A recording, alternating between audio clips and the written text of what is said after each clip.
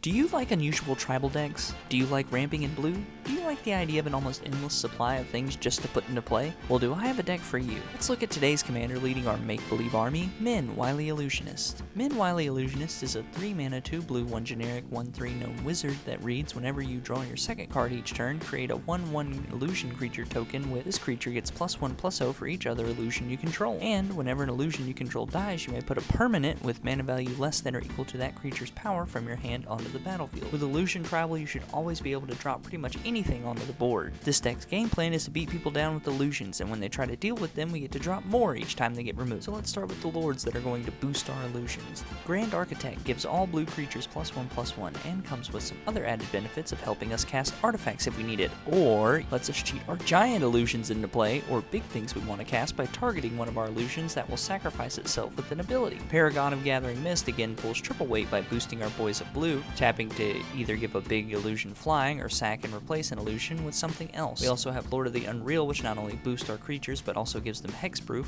and lastly we have Heraldic Banner for boost and mana. Now let's draw some cards to trigger Minn's ability. Drowned Resulka will draw us a card by sacrificing a creature, which also helps us get other stuff into play.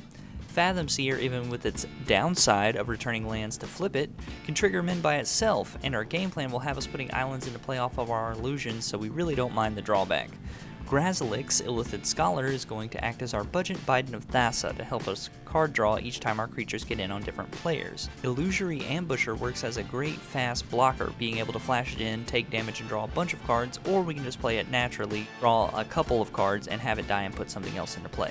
Aside from the creatures we play, Inscription of Insight, not only for the draw, but it can also make a big illusion. Vivisection, because it draws cards and sacrifices our creatures, which is what we want to be able to put stuff into play. Brainstorm for a little hand manipulation. Keep Watch for when we're getting attacked, or if we build up a big enough board we can use it on our own turn to draw more cards. Careless Research again is great because we can sacrifice a creature to draw cards, which lets us put something into play. Pull from Tomorrow is going to help us draw cards with the price of discarding one card. Thirst for Discovery, Pulse of the Grid is usually going to be an MVP when it comes to card draw, simply from us constantly putting more things onto the board. Kamina's Awakening is going to guarantee that we get an illusion on our turn, plus with all the illusions it's not too hard to get the City's Blessing.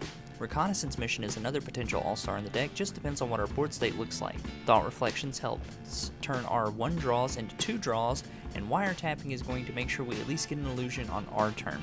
Lastly, we have Phyrexian Vault that lets us sack a creature to draw a card, which again lets us cheat something from our hand into play. But we are not only relying on our commander to put stuff into play, we also run Call to the Kindred, and with every creature but the commander and Lord of the Unreal sharing a type, we have a good chance of always hitting.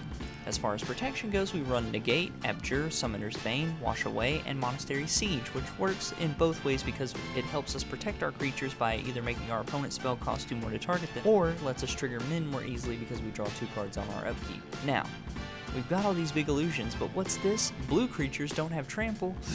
What are we gonna do? Don't worry, we have other ways of getting through. First, we have lots of illusions with flying. Draining Welt, Dream Strix, Gossamer Phantasm, Illusionary Servant, Illusory Angel, Jace's Mindseeker, Jace's Phantasm, Jace's Projection. A lot of Jace stuff, that guy loves illusions. Krovikan Mist, Maluku the Cloud Mirror also makes other flying bird illusions. Phantasmal Dragon, Phantom Monster, Phantom Steed. Somnivore not only has flying, but when it gets in for damage, you can tap down an opponent's creature and keep them tapped for as long as we control Somnivore. Wandering Eye also has the added benefit of making everyone play with their hand exposed so we can always see what's coming.